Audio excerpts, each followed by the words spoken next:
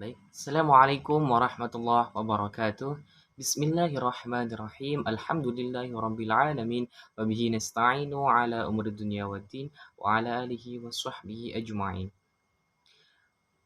Perkenalkan, saya Muhammad Farhan Ar-Rasyid akan menyampaikan materi tentang konsep dasar akhlak dalam Islam.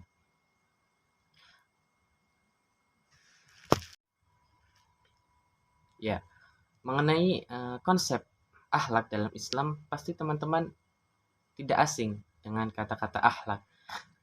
Pasti kalian sudah tahu apa itu akhlak, yaitu adalah perilaku, sikap, perbuatan yang memang melekat dan memang kita laksanakan setiap hari dalam kehidupan sehari-hari kita.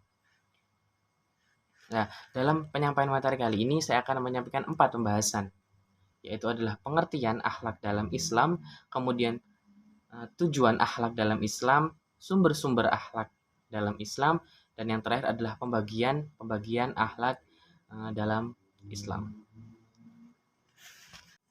Baik, pembahasan yang pertama adalah akhlak. Pengertian akhlak dalam Islam itu apa? Mungkin kata akhlak sendiri ya memang tidak asing di telinga kita. Tapi alangkah lebih baiknya jika kita lebih mengerti lebih jauh apa itu akhlak. Akhlak menurut bahasa sendiri berasal dari kata akhlakun yang berbentuk jamak dan tunggalnya itu adalah khuluk yang berarti peragaian atau kelakuan, budi pekerti atau tabiat, kebiasaan atau tabiat. Sementara secara istilah syar'i, secara istilah Islamnya, akhlak itu dikemukakan oleh para ahli. Banyak sekali yang mau mengemukakan apa sih pengertian akhlak. Di antaranya itu ada 3 yang saya pahami. Yang pertama adalah akhlak merupakan keadaan jiwa seseorang yang menimbulkan terjadinya perbuatan-perbuatan dengan mudah. Jadi perbuatan-perbuatan yang secara respon keluar dari seseorang.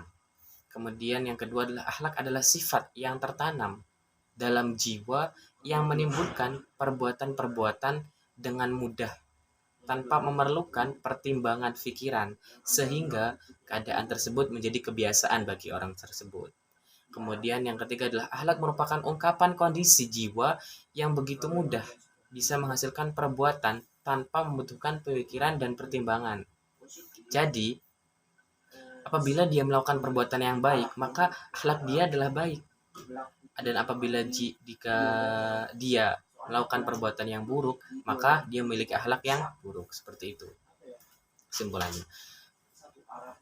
Nah, dalam hal akhlak ini juga, dalam pembahasan akhlak ini, Al-Ghazali juga menyatakan bahwasanya akhlak itu berkaitan antara kata al-khalaku, kejadian, dengan al-khuluku, itu adalah tingkah laku atau akhlak. Lah baik al-khalaku atau al-khuluku, itu baik kejadian ataupun akhlak, itu berarti baik lahiriah ataupun batiniah dari seseorang tersebut. Jadi menurut Imam Al-Ghazali menyatakan bahwasanya suatu kejadian dengan akhlak itu saling berkaitan. Maka dari itu Imam Al-Ghazali berpendapat bahwasanya akhlak merupakan syariah atau penuntun yang mencakup seluruh aspek kehidupan seseorang yang memiliki ide-ide tertentu dan tujuan luhur sesuai dengan nilai dari Allah Subhanahu wa taala, yang dimana ini akan berhubungan kuat dengan ruh, akal, kalbu, dan badan dari seorang hamba.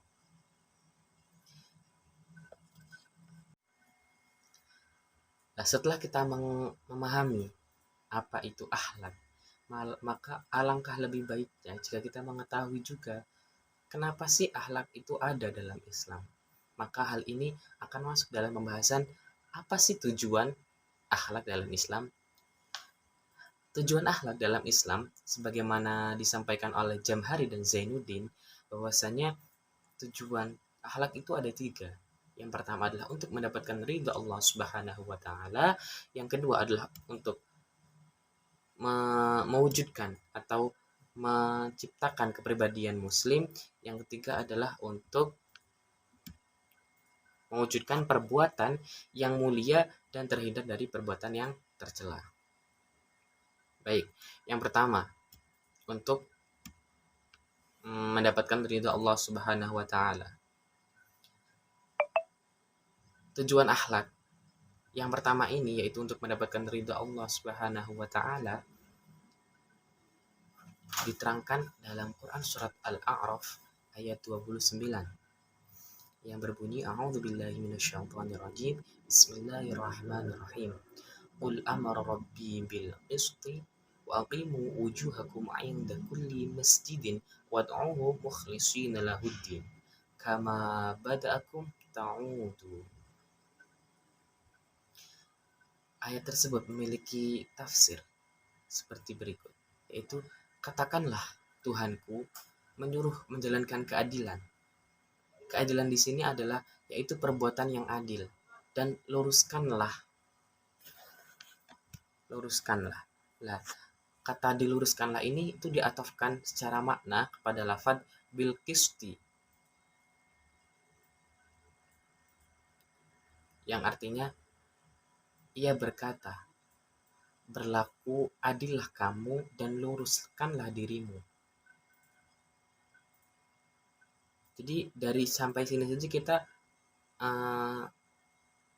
dapat kita pahami bahwasannya Allah itu telah memerintahkan kita untuk berbuat adil dan lurus. Lurus di sinilah sesuai dengan jalan Allah Subhanahu wa taala, yaitu meninggalkan perbuatan yang tercela dan melakukan perbuatan-perbuatan yang memang diwajibkan oleh Allah Subhanahu wa taala.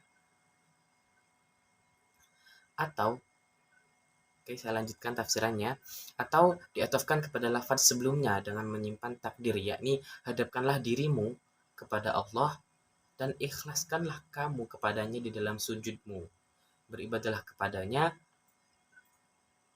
dengan mengikhlaskan ketaatan kepadanya, bersih dari kemusyrikan. Sebagaimana Dia menciptakanmu pada permulaan yang sebelumnya kamu bukanlah merupakan sesuatu, demikian pula lah akan kembali kepadanya. Artinya, Dia Allah Subhanahu wa taala akan membalikan kamu pada hari kiamat dalam keadaan hidup kembali.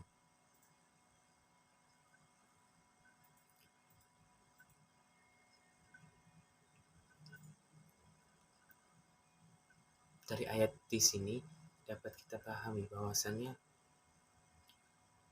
Allah Subhanahu wa taala telah menyuruh kita untuk berbuat adil, untuk senantiasa lurus pada jalan Allah Subhanahu wa taala.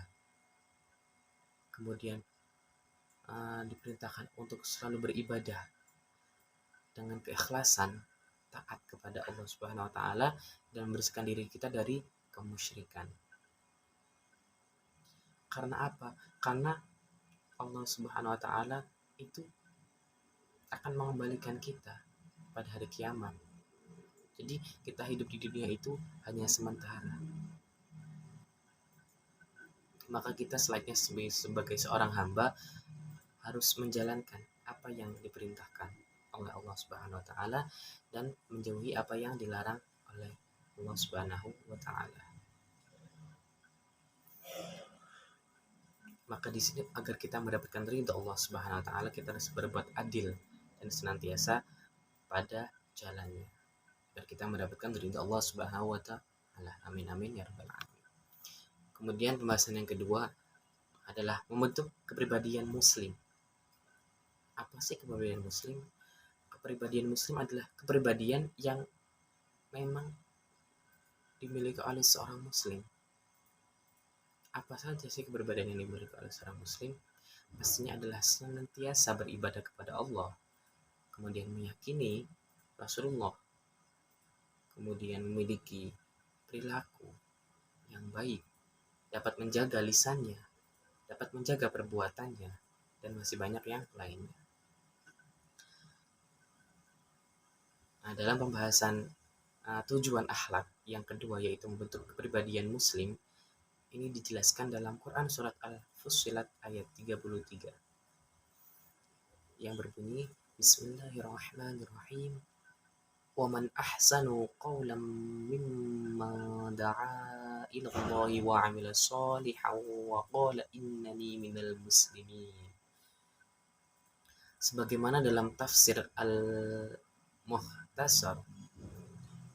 atau bisa kita kenal Markaz Tafsiriyat di bawah pengawasan dari Syekh Dr. Soleh bin Abdullah bin Humaid, di mana beliau adalah seorang imam di Masjidil Haram, menafsirkan bahwasanya ayat tersebut itu memiliki tafsiran seperti ini.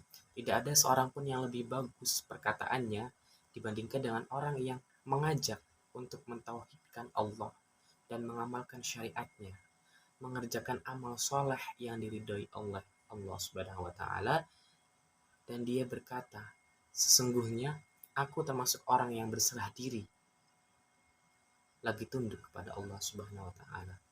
Barang siapa yang dapat melakukan hal tersebut, maka dia adalah manusia yang bagus perkataannya.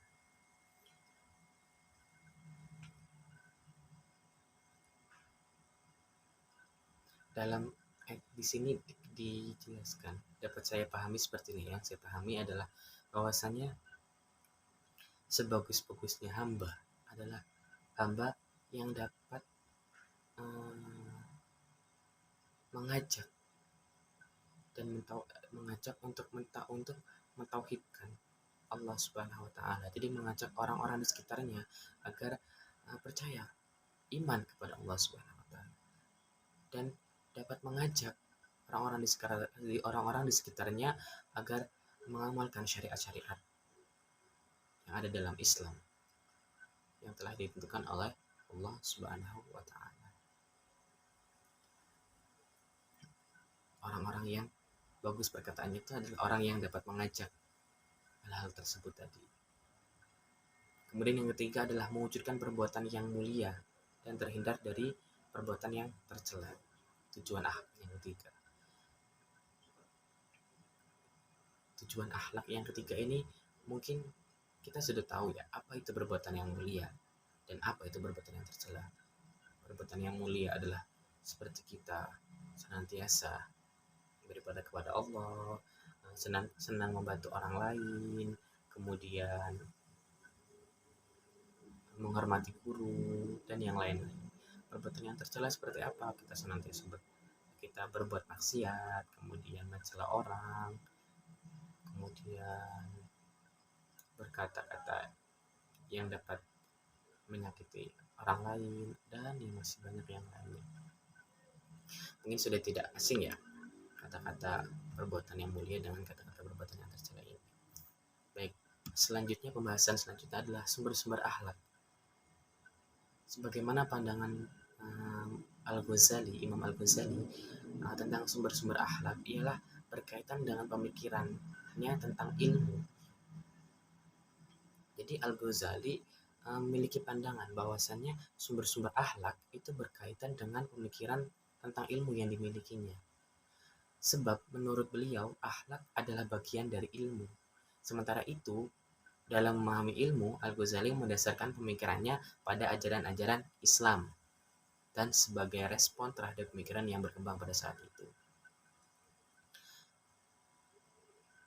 Jadi sumber-sumber akhlak sebagaimana pandangan Al-Ghazali ini adalah pemikiran tentang ilmu. Jadi akhlak itu bagian dari ilmu. Nah, kita sebagai seorang muslim, maka pemikiran ilmu tersebut itu harus didasarkan pada ajaran Islam yang ada dalam Al-Quran dan hadis. Itu sudah menjadi kewajiban kita. Seperti itu. Jadi sumber-sumber dari akhlak itu adalah pikiran tentang ilmu yang dimiliki kita sendiri. Kemudian pembagian akhlak dalam Islam. Pembagian akhlak dalam Islam itu dibagi menjadi dua, yaitu berdasarkan sifat dan berdasarkan objeknya. Berdasarkan sifatnya, pembagian akhlak dalam Islam itu dibagi menjadi dua, yaitu mahmudah dan mazmumah. Mahmudah itu apa? Perbuatan yang terpuji, sebagaimana telah saya sebutkan tadi, yang termasuk dalam tujuan akhlak dalam Islam. Mahmudah, perbuatan yang terpuji, adalah perbuatan mahmudah adalah perbuatan yang terpuji yang dapat memperkuat iman seseorang, dan perbuatan tersebut itu didasarkan pada ajaran-ajaran Islam, yaitu yang ada dalam Al-Quran dan hadis. Jadi perbuatan-perbuatan mahmudah itu perbuatan yang sesuai dengan ajaran-ajaran Allah Subhanahu wa taala, perbuatan-perbuatan yang baik. Apa saja sih perbuatan yang baik? Banyak sekali. Kita dapat melaksanakan perbuatan terpuji ini. Kemudian perbuatan mazmumah. Perbuatan mazmumah itu adalah perbuatan tercela yang dapat merusak keimanan dan dapat menjatuhkan martabat kemanusiaan. Kenapa dapat menjatuhkan martabat kemanusiaan? Karena semisal contoh seperti ini, kita berbohong. Kemudian setelah kita berbohong, ada orang lain yang tahu bahwasanya kita berbohong, maka otomatis harga diri kita juga akan jatuh di mata orang tersebut, karena kita telah melakukan perbuatan yang tercela. Dan melakukan perbuatan tercela juga dapat menipiskan bahkan merusak keimanan seorang muslim. Jadi alangkah lebih baiknya kita semua termasuk orang-orang yang selalu berakhlak mahmudah, itu selalu melakukan perbuatan-perbuatan yang terpuji. Amin amin ya rabbal alamin. Selanjutnya adalah pembagian akhlak dalam Islam berdasarkan objeknya. Akhlak kepada Allah dan akhlak kepada makhluk dibagi menjadi dua, yaitu akhlak kepada Allah dan akhlak kepada makhluk. Akhlak kepada Allah dapat diartikan sebagai sikap atau perbuatan yang seharusnya dilakukan oleh seorang hamba sebagai makhluk kepada Tuhan, sebagai seorang khalik. Dan sebagai titik tolak akhlak kepada Allah itu adalah pengakuan atau kesadaran bahwa tiada Tuhan selain Allah Subhanahu wa taala. Kemudian akhlak kepada makhluk. Akhlak yang baik pada makhluk adalah sebagaimana menurut ucapannya para ulama-ulama terdahulu, bahwasanya akhlak yang baik itu kita dapat menahan diri untuk tidak mengganggu, menyakiti orang lain, kemudian dapat menahan diri untuk tidak dapat menjaga lisan kita, dapat menjaga perbuatan kita, dapat menjaga hati kita, mata kita. Itu adalah dari semua perbuatan-perbuatan yang buruk. Nah, jadi kita dapat menjaga lisan, mata, perbuatan, hati kita dari perbuatan-perbuatan yang buruk. Itu akhlak kepada makhluk.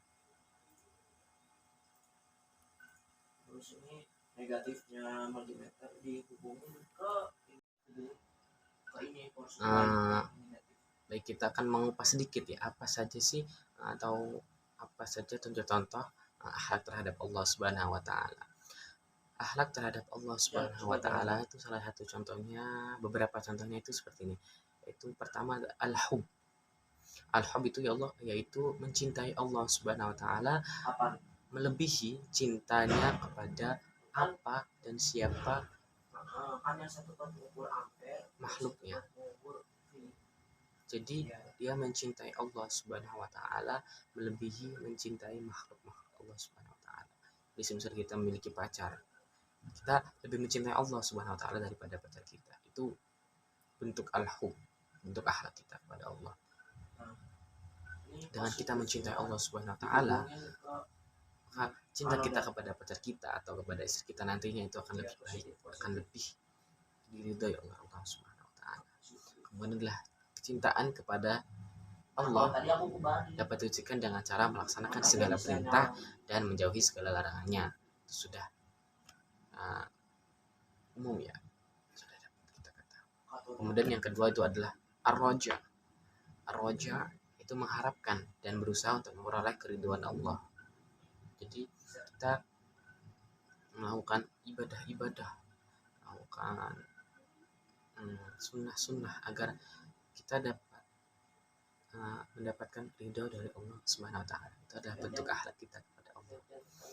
Kemudian bisa juga qanaah. Qanaah itu adalah menerima ikhlas semua qada dan qadar, semua ketentuan-ketentuan yang telah Allah berikan kepada kita.